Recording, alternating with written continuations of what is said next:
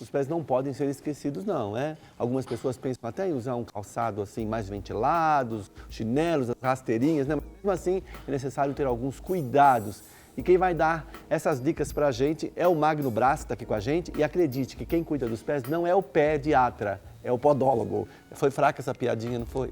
Mas é o correto. É o correto? Quem cuida mesmo é o podólogo, É o que cuida podólogo. dos pés. Claro que a gente faz o trabalho junto com o dermatologista. Verdade. Mas quem cuida diretamente dos pés, fazendo esse trabalho multidisciplinar com a classe toda dermatológica, é o podólogo. Bom dia e bem-vindo, viu, Magno? Obrigado. Magno, a gente acabou de ouvir aqui na entrevista feita pelo Felipe sobre a pele ser o maior órgão do corpo humano, né? E uma preocupação aí das pessoas, em especial pelo que a gente ouviu das mulheres em relação ao cuidado com a pele, o cuidado excessivo com o cabelo, né? E outras partes do corpo, os músculos. Claro. Mas parece que as pessoas talvez não se preocupem tanto com ele, que estão lá na outra extremidade, que dão talvez o sustento e o equilíbrio, que são os pés. E como um órgão, Magno, ele também adoece, não? Sim, sem sombra de dúvida. Como ele fica mais nas extremidades e principalmente fica lá embaixo, então as pessoas acabam esquecendo dele mesmo. Então, por isso que diariamente precisa haver esse cuidado com os pés. E agora chegando o verão, como nós já estamos nessa estação, como já foi falado até mesmo, o ano 2015 foi um ano mais quente, isso, na realidade, faz com que gera várias doenças nos pés. E precisamos ter esses cuidados mesmo, para evitar com que essas doenças cada vez proliferem cada vez mais. E quando a gente fala de doença, a gente sempre se preocupa muito com a prevenção do que você procurar um especialista no momento da doença. Sim. Você sente ainda essa dificuldade em relação aos pés? As pessoas te procuram no momento extremo ainda já se tem algum tipo de preocupação com precaução? Hoje basicamente a gente tem um índice que é em torno de 50% hoje dos nossos pacientes, eles já vêm com o intuito de prevenção. Que bom. Principalmente o paciente diabético.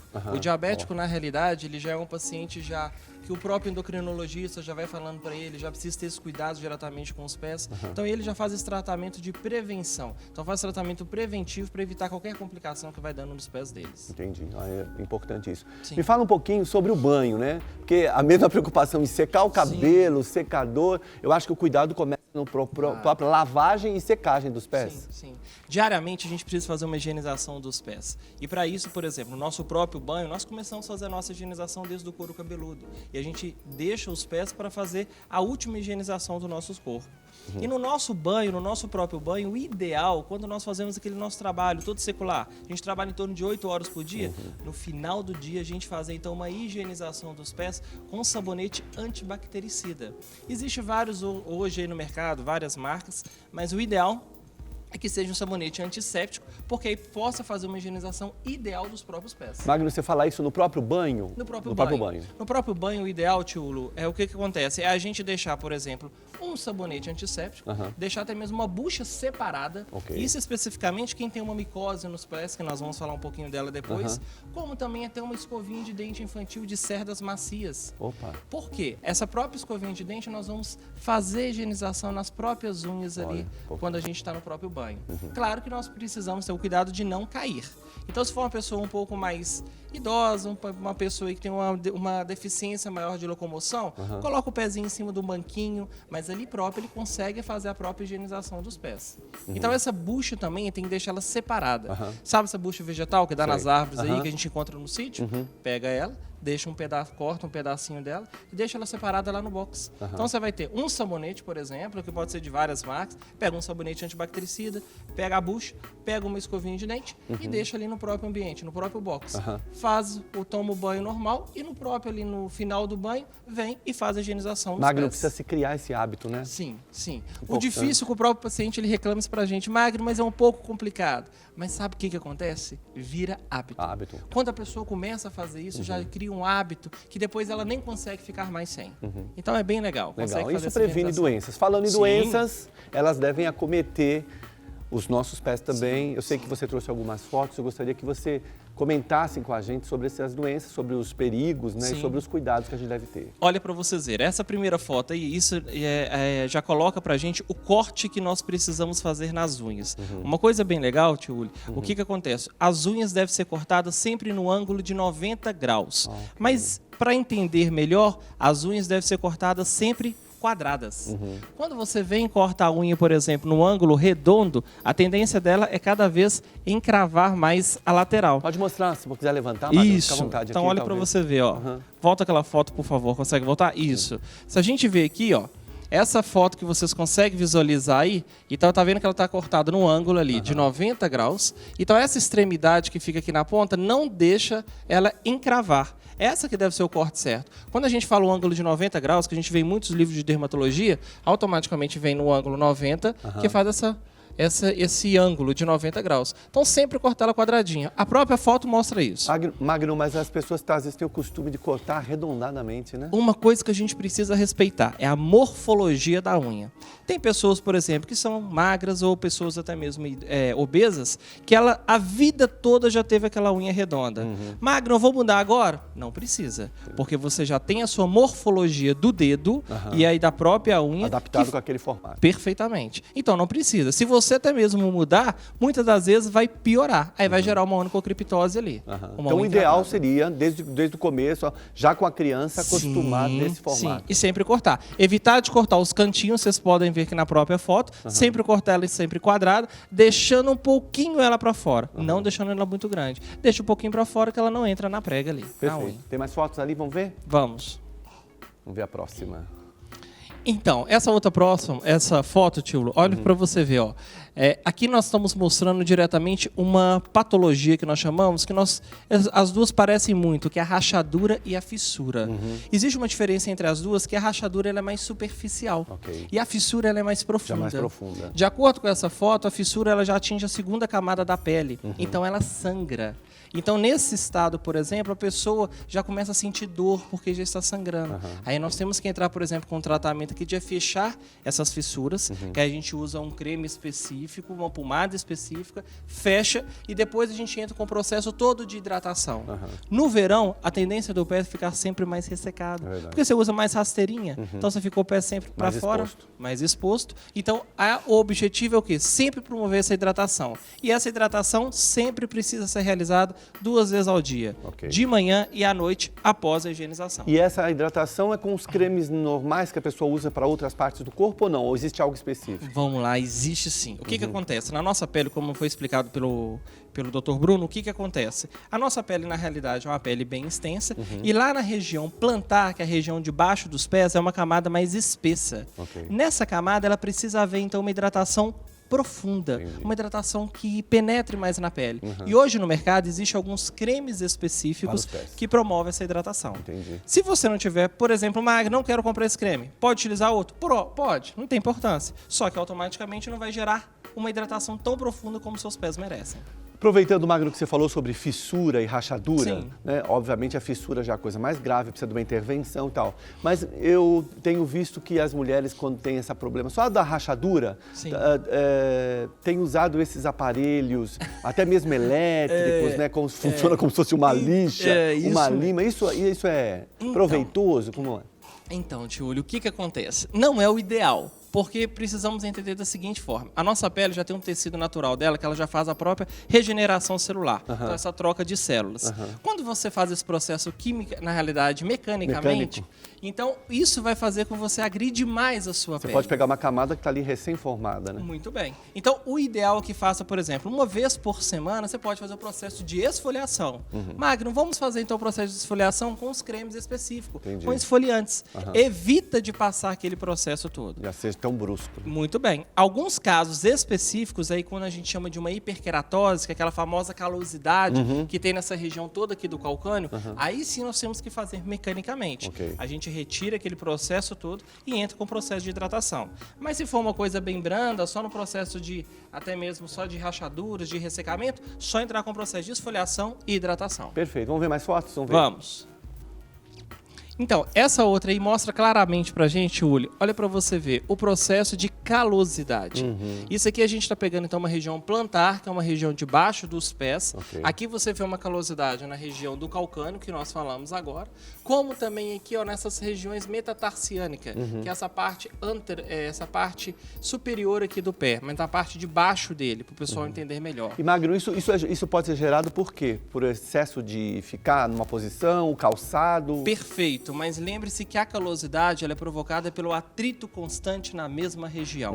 Então, por exemplo, quando eu estou em pé, numa mesma região, e ali eu fico parado, eu apoio mais uma região do meu pé, por exemplo, aquele aspecto ali, naquela calosidade, naquele contato, vai gerar essa calosidade como forma de defesa do nosso organismo. Nesse caso, o ideal, aqui não retira com esfoliação. Esse aqui, quem vai estar retirando é o próprio podólogo, que ele tem um processo todo aqui que retira essa calosidade e entra com o processo de hidratação. Perfeito. Vamos ver mais. Pode passar a próxima pra gente. Essa é uma patologia, uma podopatia muito comum, que se dá muito no verão, tio Uli. Olha para você ver, ó. Esse aí você tá vendo que tá entre os dedos. Entre os dedos, pegando também a parte de fora, né? O dorso do dedo. E no dorso do pé, muito bem, ali no dorso do dedo. Então, por exemplo, ali já atingiu o terceiro, o quarto, já indo por quinto artelho.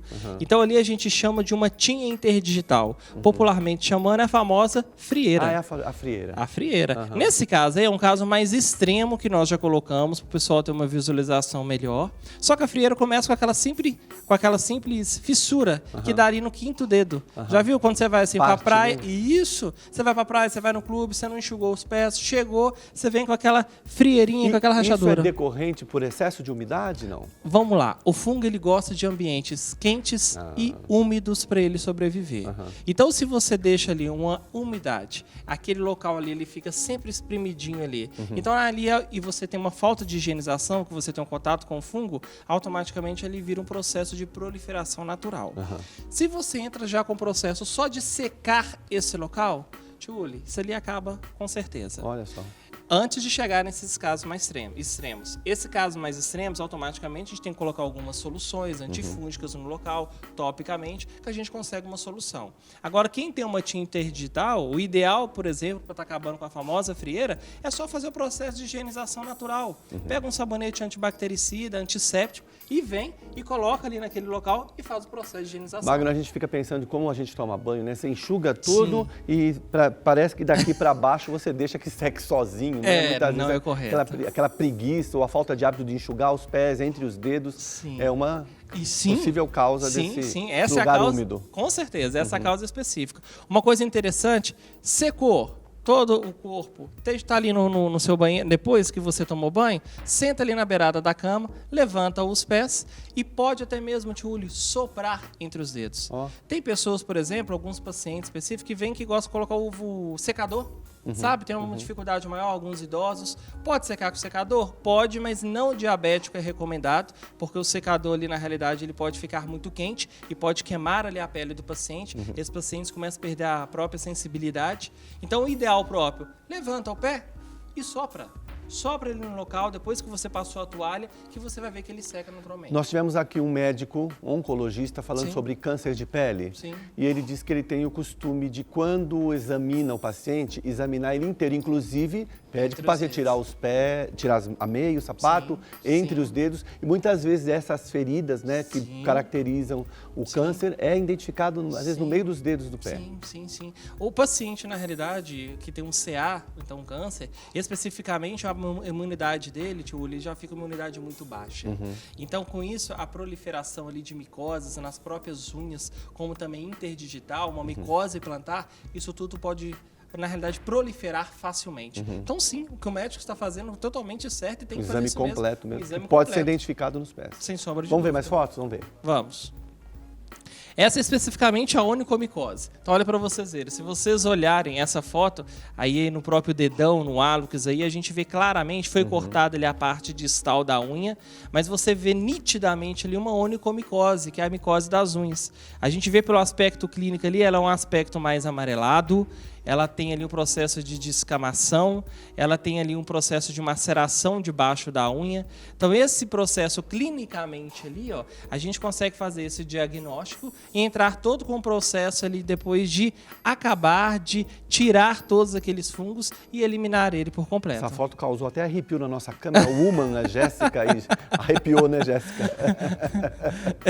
Na realidade, isso aí é alguns casos que nós temos que aparecem mesmo. Olha para vocês verem nitidamente como é que aparece, mas isso aqui em forma de tratamento, a gente consegue sim acabar usando um antifúngico potente aí no local, a gente consegue acabar com ele sem sombra de dúvida. Perfeito. Temos mais fotos? Vamos ver? A mão. Olha, essa daí da mão. Essa mão, ela vem mostrando pra gente essa foto claramente, então, como que se deve cortar as próprias unhas. Você vê que é uma unha saudável. Essa aí nós colocamos até a foto das mãos, apesar que nós estamos falando dos pés, mas para as pessoas conseguirem visualizar bem como que deve ser cortadas as próprias unhas. É o mesmo cuidado com os pés. Os mesmos cuidados com os pés. Hoje, apesar que está na moda, você já viu aquela unha bem para frente, afinada, né? Que está hoje totalmente na moda, que as atrizes têm utilizado. Então tem que tomar cuidado, porque na hora que você vai aqui na extremidade, no processo de lixamento, aqui também pode encravar a própria unha. Uau. Então a unha da mão também ela pode encravar. Então tem que tomar um cuidado. O ideal seria cortá-la sempre em quadrado dessa forma. Muito bom. Temos mais alguma? Temos. Essa daí mostra claramente também, ó, um corte errado das unhas. Uau. Se você for ver essa foto, a gente puxou ali bem, dá para você ver que puxou ali pelos outros dedos, o dedão ali, ó, e viu como que tá esse corte da unha. Então essa pessoa ali automaticamente ela cortou no ângulo ali de quase de um V, desceu bem, e nesse processo ali costuma se gerar muito o que nós chamamos de uma onicocriptose. O que é isso? Uma unha encravada. Porque você fez o corte inadequado das unhas, então automaticamente você vem cá, corta ela nesse ângulo e entra as extremidades. Por isso que deve ser cortada sempre então no ângulo quadrado.